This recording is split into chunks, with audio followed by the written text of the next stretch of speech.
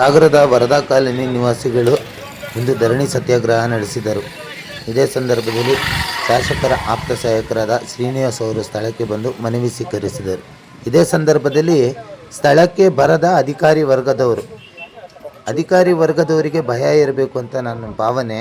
ಯಾಕಂದರೆ ಅಭಿವೃದ್ಧಿ ಮಾಡದೆ ಶಾಸಕರ ಹೆಸರು ಕೆಡಿಸಲು ಕೂತಂಥ ಅಧಿಕಾರಿಗಳಾಗಿರ್ಬೋದು ಅಂತ ನನ್ನ ಚಿಂತನೆ. ಯಾಕಂದರೆ ಪ್ರತಿ ಬಾರಿಯೂ ಮನವಿ ಸಲ್ಲಿಸಿದಾಗ ಯಾವುದೇ ಕಾರಣಕ್ಕೂ ಸ್ಪಂದಿಸದೇ ಇರುವಂತಹ ಅಧಿಕಾರಿಗಳು ಇಂದು ಸ್ಥಳದಲ್ಲಿ ಪ್ರತಿಭಟನೆ ಮಾಡಿದರು. ಶಾಸಕರ ಆಪ್ತ ಸಹಾಯಕರು ಬಂದರೆ ವಿನಃ ಅಧಿಕಾರಿ ವರ್ಗದವರು ಬಂದಿಲ್ಲ. ಹಾಗಾಗಿ ಇದು ಬೇಜವಾಬ್ದಾರಿತನ ಎಂದು ಜನರು ಆಕ್ರೋಶ ವ್ಯಕ್ತಪಡಿಸಿದರು.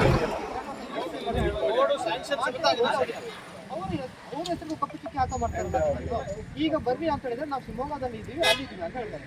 ಅದು ಬೇಡ, ನಮ್ಮ ಆಯುಕ್ತ ಬರೋದು ಬೇಡ ಸರ್.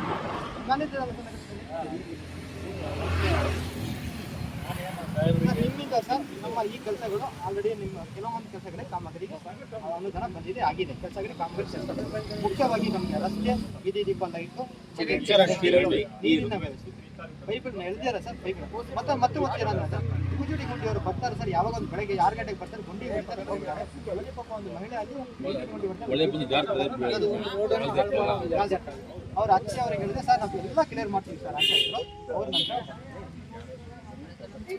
ನಮಗೆ ನಿಮ್ಮ ಮೇಲೆ ಯಾವುದನ್ನು ಅಧಿಕಾರಿಗಳ ನಿರ್ಲಕ್ಷ್ಯ ಅಧಿಕಾರಿಗಳು ಬರಲೇಬೇಕು. ಯಾಕಂದ್ರೆ ನಾವು ಬೆಳಗ್ಗೆ 10 ಗಂಟೆಯಿಂದ ರೆಸ್ಪಾನ್ಸಿಬಿಲಿಟಿ ಇಲ್ಲ ಸರ್. ಇನ್ನೂ ಜನ ಇದ್ರು ಸರ್, 500 ಜನ ಇದ್ರು. ಈಗ ಎಲ್ಲರೂ ಶಾಸಕರು ನಮಗೆ ನಾವು ಮನವಿ ಕೊಟ್ಟಿದ್ವಿ ಅವರಿಗೆ. ಜಾತ್ರೆ ಮುಗಿದ ಮೇಲೆ ನಿಮ್ಗೆ ನಾನು ಮಾಡ್ಕೊಡ್ತೀನಿ ಅಂತ ಅವರು ಸೈನ್ ಹಾಕಿದ್ದಾರೆ. ಜಾತ್ರೆ ಮುಗಿದ 2 ತಿಂಗಳಾಗಿದೆ. ಈಗ ಬೇಸಿಗೆ ಸರ್, ಸಣ್ಣ ಶಾಲೆ ಇದೆ, ಇಲ್ಲಿ ಮಕ್ಕಳಿಗೆ ಹೋಗ್ಲಿಕ್ಕೆ ಆಗಲ್ಲ. ಮಕ್ಕಳು ಎಲ್ಲ ಜಾರ್ಕೊಂಡು ಬೀಳ್ತಾರೆ. ಇಷ್ಟು ವರ್ಷದಿಂದ ನಾವು 13 ವರ್ಷದಿಂದ ಇಲ್ಲಿ ಈ ಕಡೆ ನಾವು ಈಗ ಮನೆ ಮಾಡಿದ್ದಿಂದ ಇದ್ದೀವಿ ಸರ್. ನಮ್ಗೆ ತುಂಬಾ ಕಷ್ಟ ಆಗತ್ತೆ. ನಾವು ತೆರಿಗೆ ಕೊಡ್ತೀವಿ, ಎಲ್ಲ ಇದಿದೆ. ನಮ್ದು ಚರಂಡಿ ವ್ಯವಸ್ಥೆ ಇಲ್ಲ ಈಗ ಒಂದು ಮಂತ್ ಬ್ಯಾಕ್ ಇದೆಲ್ಲ ಬೆಂಕಿ ಬಿತ್ತು. ಎಲ್ಲ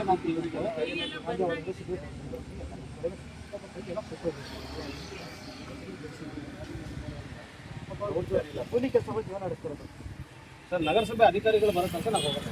ಯಾರು ಹೋಗ್ತಿಲ್ಲ, ಅವ್ರು ಬರಲೇಬೇಕು. ಈಗ 31ನೇ ವಾರ್ಡಿನ ಮೂಲಭೂತ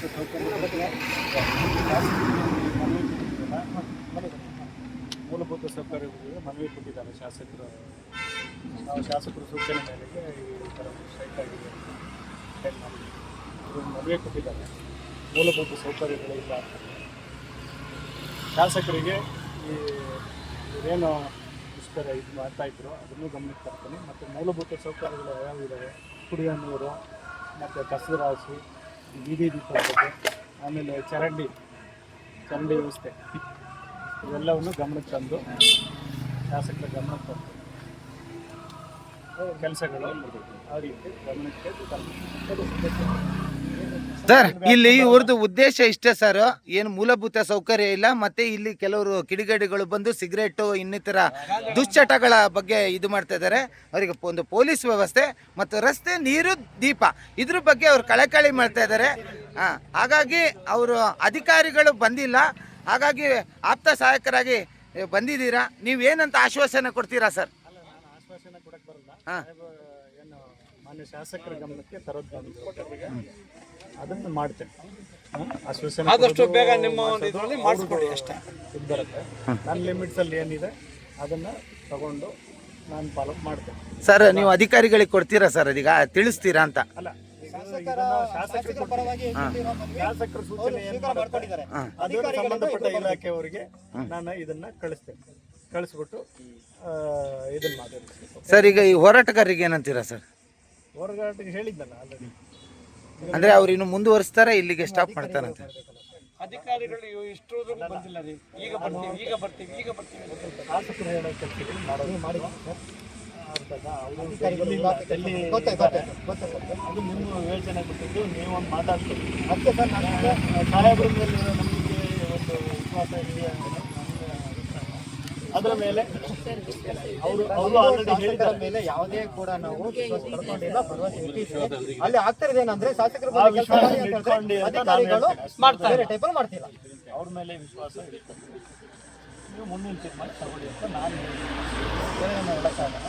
ಅಲ್ಲ ಸರ್, ಈಗ ಈ ಎರಡು ಮನವಿಗಳು ನಾವು ಅಧಿಕಾರಿಗಳು ಕೊಡ್ಬೇಕು ಸರ್. ಈಗ ಯಾರು ಸರ್ ಇದು ಮಾಡ್ತಾರೆ ಸರ್? ಇದು ನಿಮಗೆ ಕೊಡಕ್ಕೆ ಬರಲ್ಲ ಸರ್ ಇದು. ಅವ್ರು ಯಾರು ಹೋಗ್ಲಿಕ್ಕೆ ಕರ್ಸಿ ಸರ್? ನಾನು ಕರ್ಸಕ್ಕೆ ಹೇಳಕ್ಕಾಗಲ್ಲ. ನಾನು ಏನು ಶಾಸಕರು ಏನು ಹೇಳ್ತಾರೆ ಅದು ಮಾಡೋದು, ಬೇರೆ ಏನು ಇಷ್ಟಲ್ಲ. ನಾನು ಅವರಿಗೆ ಸಂಬಂಧಪಟ್ಟಿಲ್ಲ ಹೇಳ್ಬೋದು, ಹೋಗಿ ಅಂತ ನಾವು ಹೇಳಕ್ಕಾಗಲ್ಲ. ಶಾಸಕರಿಗೆ ಏನು ಮನವಿ ನೀವು ಹೇಳ್ಬೋದಲ್ಲ, ಬೆಳಗಿಂದ ಬರ್ತೀವಿ ಅಂತ ಕಾಣಿಸ್ತಾ ಇದಾರಲ್ಲ ಅವರು, ಅದನ್ನ ವ್ಯಾಪ್ತಿ ಬರಲ್ಲ, ಅವರಿಗೆ ಅದು ನನ್ನ ವ್ಯಾಪ್ತಿ ಬರಲ್ಲ. ನಾನೇನಿದೆ ಶಾಸಕರಿಗೆ ಮೌಖಿಕವಾಗಿ ನೀವು ಒಂದು ಮಾಹಿತಿ ಕೊಡಿ ಸರ್. ಹೌದಾ?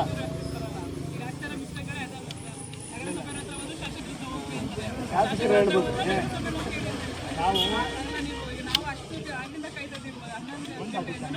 ನಾವು ಬಂದಿದ್ದೀವಿ, ಸ್ವಾಗತ ಬಯಸ್ತೀನಿ ನಮಗೆ. ನೀವು ಬಂದಿದ್ದೀರಾ? ಅಧಿಕಾರಿಗಳು ಏನು ಹೇಳೋದು, ನಾವು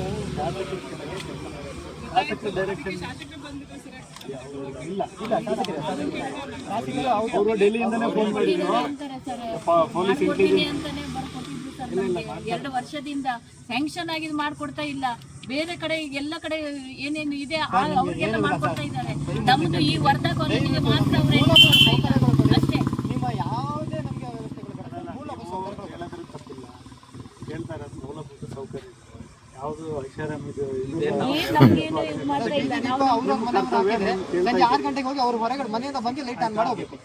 ನಾವೇ 4 ಇದು ಕಂಬ ಹಾಕ್ಸಿದ್ದು ನಾನೇ, ಲೈಟು ರೋಡ್ ಎಲ್ಲ ಮಾಡ್ಸಿದ್ದು ನಾನೇ. ಆ 2ನೇ ರೋಡಿಗೆ ಮಣ್ಣೆಲ್ಲ ಹಾಕಿದ್ದು. ಒಂದ್ಸರಿ ನಗರಸಭೆ ಹೋಗಿ ಕೇಳಿದ್ರೆ ಏನಂತಾರೆ ಗೊತ್ತಾ, ನಿಮ್ಮ ಇದಕ್ಕೆ ನೀವು ಮಾಡ್ಸ್ಕೊಂಡಿದ್ದೀರಿ, ನಮ್ಮ ಇದಲ್ಲ ಅಂತ ಚರಂಡಿ ಮಾಡ್ಸಿದ್ದೀರಿ ನಮ್ದು ಹೇಳಿದ್ರೆ ಅಷ್ಟೇ ಸರ್. ಈಗ ಬಂದು ನಾವು 13 ವರ್ಷ ಆಯ್ತು ಇಲ್ಲಿ ರೋಡಲ್ಲಿ. ಈಗ ನಿಮ್ಮ ಅನುಕೂಲ ಅದಕ್ಕೆ ನೀವು ಮಾಡ್ಕೊಂಡ್ರಿ ಅಂತ. ಅಷ್ಟೇ. ಯಾಕೆಂದ್ರೆ ಜನರು ಬೀಳ್ತಾರೆ, ಬೈಕ್ ಸ್ಕಿಡ್ ಆಗುತ್ತೆ, ಅದಕ್ಕೋಸ್ಕರ ನಾವು ಮಾಡ್ಕೊಳ್ತಾ ಇದ್ದೀವಿ.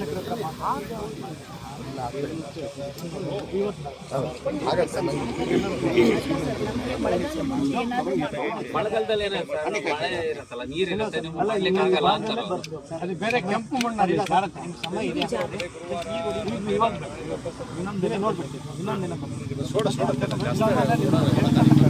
ಈಗ ಶಾಸಕರ ಏನು ಮನವಿ ಸಲ್ಲಿಸಬೇಕಿತ್ತು, ಶಾಸಕರು ಬೇರೆ ಕಡೆ ಇರೋದ್ರಿಂದ ಕಾರ್ಯನಿಮಿತ್ತ ದೆಹಲಿಯಲ್ಲಿ ಇರೋದ್ರಿಂದ ಶಾಸಕರ ಆಪ್ತ ಸಹಾಯಕರು ಬಂದು ನಮ್ಮ ಮನವಿಯನ್ನು ಸ್ವೀಕಾರ ಮಾಡಿದ್ದಾರೆ. ಈಗ ಉಳಿದಿದ್ದು ನಮ್ಮ ಉಪವಿಭಾಗ ಅಧಿಕಾರಿಗಳ ಕಚೇರಿಯಿಂದ ಮತ್ತೆ ನಗರಸಭೆ ಕಚೇರಿಯಿಂದ. ನಗರಸಭೆ ಆಯುಕ್ತರು ಶಿವಮೊಗ್ಗ ಹೋಗಿದ್ದಾರೆ ಅಂತ ಹೇಳಿದ್ರೆ, ಮತ್ತೆ ಉಪವಿಭಾಗ ಅಧಿಕಾರಿಗಳು ಬೇರೆ ಕಾರ್ಯದಿಂದ ಬೇರೆ ಕಡೆ ಇದ್ದಾರೆ ಅಂತ ಹೇಳಿದ್ರೆ, ಆಯಾ ಕಚೇರಿಯಲ್ಲಿ ಉಪ ತಹಸೀಲ್ದಾರು ಮತ್ತೆ ನಗರಸಭೆಯಿಂದ ಮ್ಯಾನೇಜರ್ಗಳು ಇರ್ತಾರೆ. ದಯವಿಟ್ಟು ಅವರು ಬಂದು ನಮ್ಮ ಮನವಿ ಸ್ವೀಕಾರ ಮಾಡಿದರೆ ನಮ್ಮ ಪ್ರತಿಭಟನೆ ನಾವು ಹಿಂಪಡಿತೀವಿ. ಇಲ್ಲವಾದ್ರೆ ಈ ಪ್ರತಿಭಟನೆ ಮುಂದುವರಿಯುತ್ತೆ. ಶಾಸಕರಿಗೆ ತಕ್ಷಣ ನಮ್ಮ ಒಂದು ಮನವಿಗೆ ಸ್ಪಂದಿಸಿ ಅವ್ರ ಆಪ್ತ ಸಹಾಯ ಕಳಿಸ್ಕೊಟ್ಟಿದ್ದಕ್ಕೆ ಕ್ಷೇತ್ರದ ಶಾಸಕರಿಗೆ ನಾನು ನಮ್ಮ ನಾಗರಿಕರ ಪರವಾಗಿ ಹೃತ್ಪೂರ್ವಕ ಧನ್ಯವಾದ ತಿಳಿಸ್ತೀನಿ. ನಮಗೆ ನಮ್ಗೆ ಆ ದಾರಿ ಸರಿ ಅನಿಸ್ತಿಲ್ಲ, ಹಾಗಾಗಿ ನಾವು ಅದನ್ನು ಬಿಟ್ಟಿದ್ದೀವಿ. ನಿಮ್ಮ ಹತ್ರ ನಮಗೆ ನಿಜವಾಗ್ಲೂ ಜೆನ್ಯೂನ್ ರೀಸನ್ ಇದೆ, ಇದನ್ನು ಮಾಡಿಕೊಡಿ, ದಿನದೊಳಗೆ ಮಾಡಿಕೊಡಿ ಅಂತ ಹೇಳಿ ನಾವು ಮತ್ತೆ ಬೇರೆ ಕಾನೂನು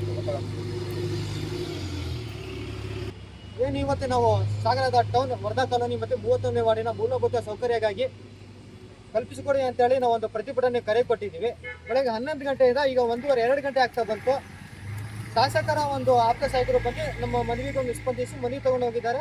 ಅವ್ರಿಗೆ ನಾವು ಹೃತ್ಪೂರ್ವಕ ಧನ್ಯವಾದ ತಿಳಿಸ್ತೀವಿ. ಅಧಿಕಾರಿಗಳು ಯಾವ ರೀತಿ ಅಂತ ಹೇಳಿದರೆ, ಇಷ್ಟಕ್ಕೆ ಬಂದು ಅವ್ರು ತಗೊಳ್ಳೋಕೆ ರೆಡಿನೇ ಇಲ್ಲ. ನಾವು ರಸ್ತೆ ತಡೆ ಮಾಡಿ ಪ್ರತಿಭಟನೆ ಮುಂದುವರ್ಸೋಣ ನಾವು ಯೋಚನೆ ಮಾಡಿದ್ವಿ. ಕಾನೂನು ಇದೆ, ಯಾವುದೇ ಒಂದು ಪ್ರತಿಭಟನೆ ಮಾಡಬೇಕಂದ್ರೆ ಕಾನೂನಿನ ಚೌಕಟ್ಟಿನಲ್ಲಿ ನಾವು ಪ್ರತಿಭಟನೆ ಮಾಡಬೇಕು. ನಾವು ಕಾನೂನು ಉಲ್ಲಂಘನೆ ಮಾಡೋರಲ್ಲ, ಯಾವುದೇ ಜಾತಿ, ಯಾವುದೇ ಧರ್ಮ, ಯಾವುದೇ ಪಕ್ಷದ ವಿರುದ್ಧ ನಾವು ಹೋರಾಟ ಮಾಡೋರಲ್ಲ. ಈಗ ಏನು ನಾವು ಈ ಉಪವಿಭಾಗ ಅಧಿಕಾರಿಗಳಿಗೆ ಮತ್ತು ಆಯುಕ್ತರಿಗೆ ನಾವು ಮನವಿ ಸಲ್ಲಿಸಬೇಕಂತ ಇದ್ದೀವಿ. ಆ ಮನವಿಯನ್ನು ನಾವು ಸಾಗರ ಟೌನ್ ಠಾಣೆಯ ಸಬ್ ಇನ್ಸ್ಪೆಕ್ಟರ್ ಆಗಿ ನಮ್ಮ ಶಾಂತರಾಜ್ ಸರ್ ಅವರಿಗೆ ನಾವು ಮನವಿ ಕೊಡ್ತಾ ಇದ್ವಿ. ಇದು ಅವರು ಎರಡೂ ಇಲಾಖೆಗೆ ಅವರು ಮನವಿಯನ್ನು ತಗೊಂಡು ಕೊಡಬೇಕು ಅಂತ ನಮಗೆ ನಮ್ಮ ಹಿರಿಯರು ನಾಗರಿಕರ ಒಂದು ಸಮ್ಮುಖದಲ್ಲಿ ಒಂದು ನಿಯೋಗ ನಾವು ಉಪವಿಭಾಗ ಅಧಿಕಾರಿಗಳ ಕಚೇರಿಗೆ ನಾವು ಆಗಮಿಸ್ತೀವಿ. ಇವತ್ತಿಲ್ಲಾದರೆ ನಾಳೆ ನಮಗೆ ನಮ್ಮ ಕೆಲಸಗಳ ಸಮಯವನ್ನು ಕೊಡಬೇಕು. ಅವ್ರು ನೀಡಿದ ಸಮಯದ ಒಳಗೆ ನಮ್ಮ ಕೆಲಸಗಳು ಆಗಿಲ್ಲ ಅಂತ ಹೇಳಿದರೆ ನಾವು ಕೇವಲ ಈಗ ಸಾಂಕೇತಿಕವಾಗಿ ನಾವು ಪ್ರತಿಭಟನೆ ಮಾಡ್ತಾ ಇದ್ದೀವಿ. ಮುಂದಿನ ದಿನಗಳಲ್ಲಿ ನಗರಸಭೆ ಮತ್ತು ಉಪವಿಭಾಗ ಅಧಿಕಾರಿಗಳ ಕಚೇರಿಗೆ ಬೀಗ ಜಡಿದು ನಾವು ಪ್ರತಿಭಟನೆ ಮಾಡಬೇಕಾಗತ್ತೆ. ಯಾರು ಕೂಡ ನಾಜೂಕಾಗಿ ತಗೊಳಕ್ಕೆ ಹೋಗಬೇಡಿ. ಪ್ರತಿಭಟನೆ ಅಂತ ಹೇಳಿದ್ರೆ ಪ್ರತಿಭಟನೆ ಯಾವ ರೀತಿಯೂ ಆಗ್ಬಿಡುತ್ತೆ. ತುಂಬ ಕಡೆ ನೋಡಿದ್ದೀರಾ, ಪ್ರತಿಭಟನೆ ಶಾಂತಿಯುತ ಪ್ರತಿಭಟನೆಯನ್ನು ಯಾವ ರೀತಿ ಆಗ್ಬಿಟ್ಟಿದೆ. ದಯವಿಟ್ಟು ಒಂದು ಪ್ರತಿಭಟನೆಗೆ ಒಬ್ಬ ವ್ಯಕ್ತಿಗೆ ಪ್ರತಿಭಟನೆ ಮಾಡ್ತಾನೆ, ಕುತ್ಕೊಂತಾನೆ, ಹೋಗ್ತಾನೆ, ಕೂಗಾಡ್ತಾನೆ ಅಂತ ಯಾರಿಗೂ ನಂಬಕ್ ಹೋಗ್ಬೇಡಿ. ಪ್ರತಿಭಟನೆ ನಿಂತ್ಕೊಂಡಿವಿ ಅಂತ ಹೇಳಿದ್ರೆ ನಾವು ಪ್ರತಿಭಟನೆ ಯಾವ ರೀತಿ ತಗೊಂಡೋಗಿ ನಾವು ಯಾರಿಗೆ ಹೇಳಕ್ ಬರಲ್ಲ. ದಯವಿಟ್ಟು ನಾವು ಈ ಮನವಿಯನ್ನು ಸಂತರ ನಮ್ಗೆ ನಮ್ಮ ವಾರ್ಡಿನ ಸಮಸ್ಯೆ ಇರೋದು 30ನೇ ವಾರ್ಡಿನ ಕುಡಿಯುವ ನೀರಿನ ಸಮಸ್ಯೆ. ಇದು ಅನೇಕ ವರ್ಷದಿಂದ ಸಮಸ್ಯೆ ಅನುಭವಿಸ್ತಿದ್ವಿ. ಕಸದ ವಿಲೇವಾರಿ ಆಗ್ತಿಲ್ಲ. ಕಂಬಳಿಕೊಪ್ಪ ರಸ್ತೆಯಲ್ಲಿ ಕಸದ ವಿಲೇವಾರಿ ಮಾಡ್ತೀವಿ ಅಂತ ಹೇಳಿದ್ರೆ ಸ್ವಲ್ಪ ಬಂದು JCB ಹೊಡೆದು ಹೋದ್ರು, ನಂತರ ಅಲ್ಲೇ ಮತ್ತೆ ಕಸ ಹಾಕ್ತಾ ಇದ್ದಾರೆ. ಕೆಟ್ಟು ವಾಸನೆ ಬರ್ತಿದೆ. ತದನಂತರ ವರ್ಧಾ ಕಾಲೋನಿ 31ನೇ ವಾರ್ಡಿಗೆ ಸೇರಿ 6 ರಿಂದ 7 ವರ್ಷ ಆಗಿದೆ. ನಗರಸಭೆಗೆ ಸೇರಿಸ್ಕೊಂಡಿದ್ದಾರೆ. ಆದರೆ ಇಲ್ಲಿವರೆಗೆ ಅಲ್ಲಿ ಯಾವುದೇ ರೀತಿಯ ಮೂಲಭೂತ ಸೌಕರ್ಯ ಇಲ್ಲ. ಬೀದಿ ದೀಪ ಲೈಟ್ ಇಲ್ಲ, ನಂತರ ಚರಂಡಿಗಳಿಲ್ಲ, ರಸ್ತೆ ಇಲ್ಲ, ನೀರಿನ ವ್ಯವಸ್ಥೆ ಇಲ್ಲ. ವಯಸ್ಸಾದವ್ರು ತುಂಬಾ ಜನ ಇದೆ. 90, 80, ಅಷ್ಟು ವರ್ಷದ ವಯಸ್ಸಾದವ್ರು ಇದ್ದಾರೆ, ವೃದ್ಧರಿದ್ದಾರೆ. ಯಾರಿಗಾದ್ರು ಆಸ್ಪತ್ರೆ ಕರ್ಕೋಬೇಕು ಅಂತ ಹೇಳಿದ್ರೆ ಗುಡ್ಡಗಾಡಿನಲ್ಲಿ ಬರೋ ರೀತಿಯಲ್ಲಿ ಆಗತ್ತೆ. ನಮ್ಗೆ ಅಲ್ಲಿ ಏನಾಗ್ತಿದೆ ಅಂದ್ರೆ ನಾವು ಕಂದಾಯ ಕಟ್ಟಾಗ ನಾವು ಬೇಕು, ಅದು ನಮ್ಮ ಜೀವನ ಸಂಪೂರ್ಣ ಹಾಳಾಗಿದೆ. ನಮ್ಮ ಜೀವನವನ್ನು ಒಳ್ಳೆ ಮಾಡ್ಕೊಡಿ, ನಮ್ಗೆ ನಮ್ಮ ಮೂಲಭೂತ ಸೌಕರ್ಯ ಕೊಡಿ ಅಂತ ನಾವು ಹೇಳ್ತಿದೀವಿ. ನಾವು ಯಾರಿಗೂ ನಾವು ವಿರೋಧ ಮಾಡ್ತಿಲ್ಲ. ಒಂದು ವಿಚಾರ ಮುಖ್ಯವಾಗಿ ಈ ವಾರ್ಡಿನಲ್ಲಿ ಕಸದ ರಾಶಿಗಳು ತುಂಬಾ ಇರೋದ್ರಿಂದ ನಿನ್ನೆ ಒಂದು ಘಟನೆ ನಡೀತು. ತುಂಬಾ ನೋವಿನ ಸಂಗತಿ ಅಂದ್ರೆ ಅಜ್ಜಿ ಮನೆಗೆ ಬರುತ್ತೆ ಒಂದು 1-2 ವರ್ಷದ ಮಗು, ಒಂದು ಆಗಡಾವು ಕಚ್ಚಿ ನಿನ್ನೆ ರಾತ್ರಿ ಡೆತ್ ಆಗತ್ತೆ. ಇದು ಯಾರ ಕಾರಣ? ಇದೇ ನಗರಸಭೆಯವರು ಅವ್ರು ಸ್ವಚ್ಛತೆ ಮಾಡ್ದಾಗಿರೋದು. ಮತ್ತೆ ಖಾಲಿ ಸೈಡ್ಗಳಿದೆ ನಮ್ಮ ನಗರ ಭಾಗದಲ್ಲಿ ಕೆಲವು ಕಡೆ ಇದೆ. ಅವ್ರು ಸೈಡ್ ತಗೊಂತಾರೆ, ಇಟ್ಕೊಂತಾರೆ ಅಷ್ಟೇ ವಿನ ಅಲ್ಲಿ ಯಾವುದೇ ಕಸಗಳು ಕ್ಲೀನ್ ಮಾಡಲ್ಲ. ಇದು ದೊಡ್ಡ ಗಿಡಗಳು ಬೇಡ್ಕೊಂಡು ಅಲ್ಲಿ ಹಾವು ಕೀಟಾಣಿಗಳು ಇರುತ್ತೆ. ಮತ್ತೆ ಗಾಂಜಾದ ವ್ಯವಸ್ಥೆ ಅಲ್ಲಿ RTO ಆಫೀಸಿಂದ ವರ್ಧಾ ಕಾಲೋನಿ ಮತ್ತು ಈ ಭಾಗದಲ್ಲಿ ಎಲ್ಲ ಪಡ್ಡೆ ಹುಡುಗರು ಎಲ್ಲರೂ ಬರ್ತಾರೆ. ನಮ್ಮ ಯಾರಾದ್ರೂ ಹುಡುಗರು ಹೇಳಕ್ ಬರಲ್ಲ, ಬೇರೆ ಹುಡುಗರು ಹೇಳಕ್ ಬರಲ್ಲ. ಎಲ್ಲೆಲ್ಲೊಂದು ಹುಡುಗರು ಬಂದು ಗಾಡಿ ಇಟ್ಕೊಂಡು ಗಾಂಜಾ ಹೊಡೆದಲ್ಲಿ ಮಾಡ್ತಾರೆ. ಹೆಣ್ಮಕ್ಳು ಒಂದು ಅಂಗಡಿಗೆ ಬರಬೇಕು ಅಂತ ಹೇಳಿದ್ರೆ ತುಂಬಾ ಭಯದ ವಾತಾವರಣ ಸೃಷ್ಟಿಯಾಗಿದೆ. ನಾಳೆ ದಿನ ಈ ಭಾಗದಲ್ಲಿ ಏನೇ ಸಮಸ್ಯೆಗಳಾದ್ರೆ ನೇರವಾಗಿ ನಗರಸಭೆ ಮತ್ತೆ ಈ ಆಡಳಿತಾಧಿಕಾರಿಗಳಂತ ಹೇಳ್ತೀನಿ. ಮತ್ತೆ ಮುಖ್ಯವಾಗಿ ಜಿಲ್ಲಾಧಿಕಾರಿಗಳಿಗೆ ಹೇಳಕ್ ಬಯಸ್ತೀನಿ, ಸರ್ಕಾರ ನಗರಸಭೆ ಸದಸ್ಯರ ಅವಧಿ ಮುಖ್ಯ ಆದ ನಂತರ ಸರ್ಕಾರ ಒಂದು ಆದೇಶ ಹೊರಡಿಸುತ್ತೆ. ಸಾಗರ ನಗರಸಭೆ ಆಡಳಿತಾಧಿಕಾರಿಗಳಾಗಿ ಜಿಲ್ಲಾಧಿಕಾರಿಗಳು ನೇಮಕಗೊಂಡಿದ್ದಾರೆ ಅಂತೇಳಿ. ಜಿಲ್ಲಾಧಿಕಾರಿಗಳು ಬದಲಾವಣೆ ಆದ್ರು, ನಾನು ಸಾಗರ ಆಡಳಿತಾಧಿಕಾರಿ ಆದ್ರು. ಆದ್ರೆ ಇಲ್ಲಿಯವರೆಗೆ ನಮ್ಮ ಸಾಗರ ನಗರಸಭೆಗಾಗ್ಲಿ ಸಾಗರ ನಗರಕ್ಕಾಗ್ಲಿ ಜಿಲ್ಲಾಧಿಕಾರಿಗಳು ಒಂದು ಸತಿಯನ್ನು ಭೇಟಿ ಕೊಟ್ಟಿಲ್ಲ. ನಾನು ಅವರಿಗೂ ಜಿಲ್ಲಾಧಿಕಾರಿಗಳು ಹೇಳ್ತೀನಿ, ತಾವು ಶಿವಮೊಗ್ಗ ನೋಡಿದ್ರಿ ಸರ್, ಶಿವಮೊಗ್ಗ ದೊಡ್ಡದಿದೆ, ಶಿವಮೊಗ್ಗ ನೋಡ್ತಿದ್ರೆ ಬನ್ನಿ, ನಮ್ಮ ಸಾಗರಕ್ಕೆ ಬನ್ನಿ. ಸಾಗರದ ಅನೇಕ ಸಮಸ್ಯೆಗಳಿದೆ, ಬನ್ನಿ ಅಹವಾಲು ಸ್ವೀಕಾರ ಮಾಡಿ.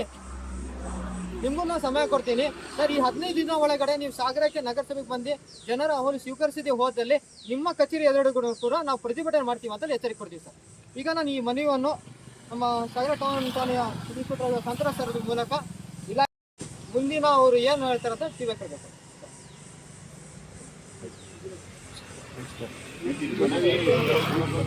ರೆವಿನ್ಯೂ ಡಿಪಾರ್ಟ್ಮೆಂಟ್ನವ್ರಿಗೆ ನೀವು ಒಂದು ಮನವಿ ಏನು ಹೋಗ್ತಿರಲ್ಲ ಸಾಯಂಕಾಲ ಟೈಮಿಗೆ ಕೊಡಿ. ಇದಾವ ನಿಮ್ಮ ಹತ್ರ ಇವು ನಮ್ಮಿಂದ ಏನೋ ನಾವು ಲೆಟ್ರ್ ತಿಳಿಸ್ತೀವಿ, ಮಾಹಿತಿ ತಿಳಿಸ್ತೀವಿ, ಈ ಥರ ಕೊಟ್ಟಿದ್ದಾರೆ ಅಂತ.